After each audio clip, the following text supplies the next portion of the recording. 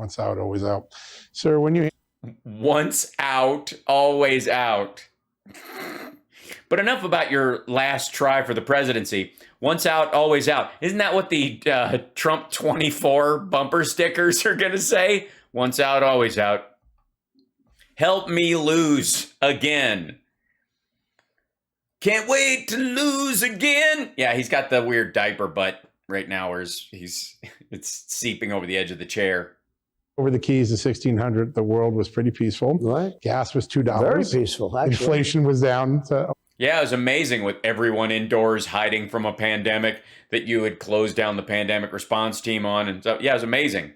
Nothing. The border was completely secured in a way we haven't seen in decades. Now it's a mess. I want to start with Ukraine and Russia. What would you do if you got back? Oh, yes. Here it comes. Strategy. I know. Oh, we want specifics. We always ask for specifics. We never get them. It's very sad. This is John Solomon. Didn't he used to write for The Hill or something? I don't know. But he's always been a big, like, Trump fluffer. So let's hear it. Are you ready? Here it comes. This Ukraine, I mean, this is a tactical nightmare for Russia right now. I mean, they're getting attacked in Armenia right now. Like, they're Russian troops stationed in other areas that, you know, and in Syria, places like that. And those troops are getting attacked by rebel forces and other groups who are testing their resolve because those soldiers might be called up to go to Ukraine because that's going so poorly. And people are looking at what's happening in Ukraine going, oh, we could have fucked these guys up 2 years ago. And so it's getting really terrible for Russia in a bunch of different places. A lot of their satellite endeavors it's bad. It's currently very bad for those soldiers. Meanwhile, give us what's so bad. First of all, we know what is it going to be.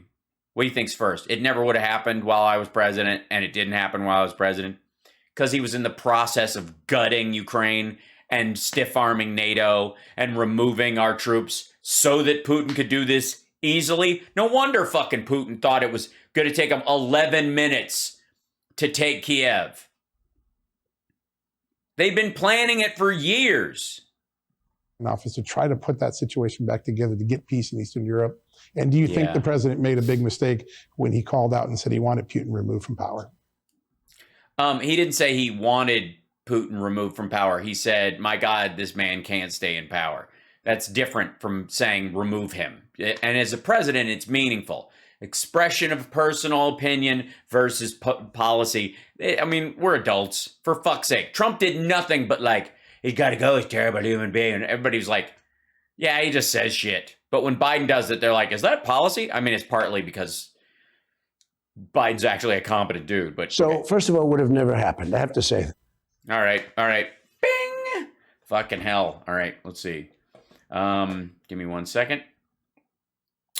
I think we have to have some sort of, let's see. Let's see. Let's go to, check, never would have happened box. And what do you think's, that's never happened. Looks like that looks like Nerd Halen almost. It's not what never happened was that's supposed to be. It's hard. Hold on. Now it looks HVH. Son of a bitch. It's hard to write on this thing. I'm writing with a mouse. Okay, here we go. So never happened. Check. Secondly, what do you think's next? Putin changed. I had a very good relationship. Right? Or Biden, Mayor Moscow's wife. We'll see. So we'll go with, here's, the next one is either Putin or Biden. So Biden will be down here.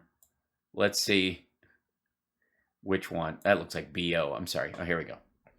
This would have never happened, Ukraine. And I spoke to Putin about it. I know Putin.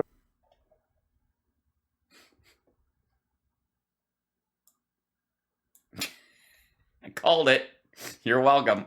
Well, I spoke to him about a lot of things. And I spoke to him about Ukraine because I know he wanted it. But he knew he could not do it. Not with me. And I don't have to go into the statement, but you know what the statement I made was. But it was a strong statement. Don't do it. It was a strong statement. And he didn't do it. And he wouldn't have done it. You know, I see where Sleepy Eyes Chuck Todd on NBC, Meet the Fake Press, he goes out and he said to somebody something. I said, I couldn't believe it. Maybe I'll have to change my mind about Chuck Todd. Because he said, how come this never happened in Trump? There were no planes flying over Taiwan. There were no threats. Right. Now Taiwan's under threat, serious threat. And there was nothing happened in Ukraine. You didn't even really hear about Ukraine.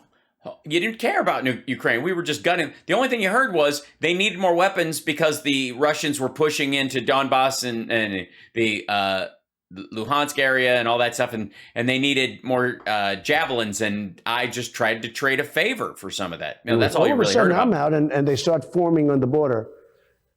And I actually thought it was a negotiating ploy. I thought it was very smart because they said that's a good way to negotiate, but it wasn't. No, and I think if Putin had it.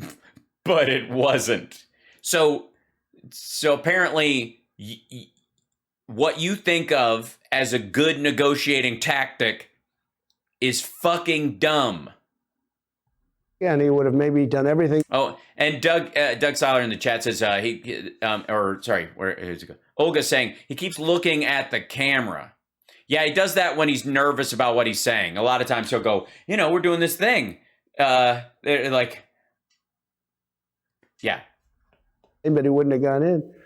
No, I thought he was negotiating, and so did a lot of people. Most. You know who didn't? Joe Biden. You know who was right about this shit? Joe Biden. People didn't think he'd do this, and I think what forced him to do it was Afghanistan. That's what forced him to do it. Well, he saw we were leaving Afghanistan. And Afghanistan is close to Russia. And so there was a pressure now that he would, what? How incompetently we handled that removal. And I'm the one that got it down to 2,000 soldiers, except we're going to keep Bagram because. So we were, again, for the record, we, under Trump, never going to leave Afghanistan. There was never a plan to fucking leave Afghanistan. And the deal that he made with the Taliban, don't kill anybody, will be out by this date. We were going to violate it. Had he been reelected, he had every intention of violating that agreement. And that means we would have needed 20 to 30,000 troops to pacify the attack on Bagram because we said we're leaving, and then they would have taken over the country, and our fucking soldiers would have been in a base surrounded by hostile forces that he had made a deal with will be gone. Get out. China, it's right next to China, 1 hour away from where they make their nuclear weapons. It's a good freeze frame. It's almost like he's it's a certain kind of like a face where it's like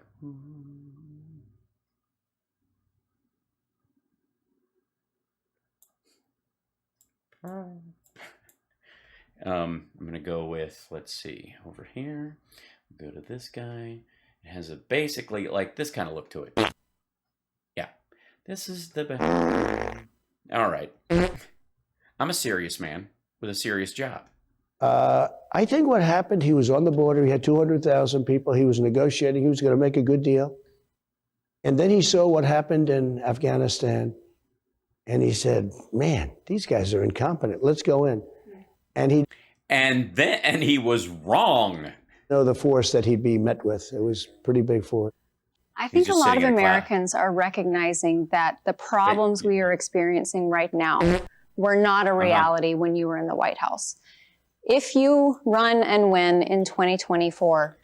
Yeah, the problem, there was a lot of problems we didn't have today. Like, we didn't have when Trump was in office that we have today. Like, what are you going to wear when you go hang out with friends? What do you do when you're not happy and you have to smile now? But you don't have to wear a mask, and so we didn't have that problem.